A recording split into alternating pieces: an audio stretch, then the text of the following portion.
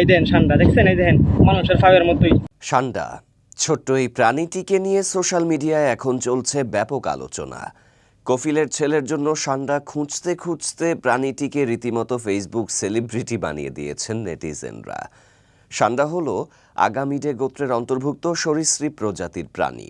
বাংলাদেশ সহ দক্ষিণ এশিয়ার বিভিন্ন অঞ্চলে এদেরকে দেখতে পাওয়া যায়। তবে ইদানিং সোশ্যাল মিডিয়ায় আরবদের যে প্রাণীটি খাওয়ার ভিডিও ভাইরাল হয়েছে সেগুলো মূলত দব। দবকে অনেকে ষান্ডা কিংবা গুইসাপের সাথে গুলিয়ে ফেললেও এটি সম্পূর্ণ ভিন্ন প্রাণী। ষান্ডা প্রধানত তৃণভোজী, তবে কখনো কখনো পোকামাকড় ও অন্যান্য ছোট প্রাণী যেমন টিকটিকিও খায়। এদের লেজ মোটা ও কাঁটার মতো খাঁজযুক্ত। ষান্ডারা আকারে ছোট হলেও দেখতে হুবহু গুইসাপের মতো। আরব অঞ্চলে ষান্ডা পাওয়া যায় না এবং তারা এটি খায়ও না। দব আকারে ছোট, এটি সাধারণত 90 সেন্টিমিটারের বেশি লম্বা হয়। এর লেজ মসৃণ, দেখতে সাপের লেজের মতো। এরা মরুভূমিতে বাস করে, পানির ধারে কাছেও যায় না। দব সাধারণত তৃণভোজী। খাদ্য হিসেবে এরা ফড়িং, পঙ্গপাল, পিঁপড়া, তাজা ঘাস ইত্যাদি গ্রহণ করে। আকৃতি কাছাকাছি হলেও দব, ষান্ডা ও গুইসাপ পরস্পর থেকে আলাদা। ইসলামী শরিয়া অনুযায়ী ষান্ডা ও গুইসাপ খাওয়া হারাম হলেও দব খাওয়ার ব্যাপারে ভিন্ন মত রয়েছে। রাসূলুল্লাহ সাল্লাল্লাহু আলাইহি ওয়াসাল্লামের যুগে আরবের সাহাবীগণ দব খেতেন। নবীজি নিজে এটি খাননি, তবে সাহাবীদের খেতে নিষেধও করেননি।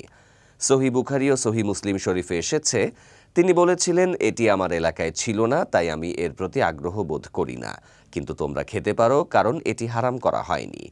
তাই অধিকাংশ ইসলামী স্কলারদের মতে এটি হালাল হলেও হানাফি মাযহাবে এটিকে হারাম বলা হয়েছে।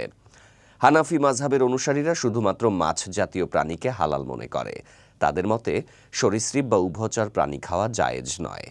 মালিকি, শাফেঈ ও হামলি মাযহাবেও উভয় প্রাণী খাওয়া নিষিদ্ধ হলেও দব খাওয়াকে জায়েজ হিসেবে গণ্য করা হয়।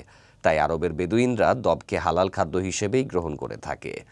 পানিতে সিদ্ধ করে বিভিন্ন প্রকারের মশলা দিয়ে রান্না করে তারা এটিকে আরবদের জনপ্রিয় খাবার খাবসার সাথে পরিবেশন করে।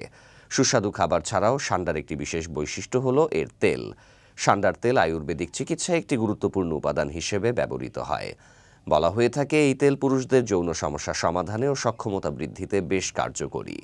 এছাড়া দেহের ব্যথা উপশম করতেও এই তেল মালিশ করা বেশ উপকারী বলে ধারণা করা হয়, কিন্তু এর কোনো বৈজ্ঞানিক ভিত্তি বা প্রমাণ নেই।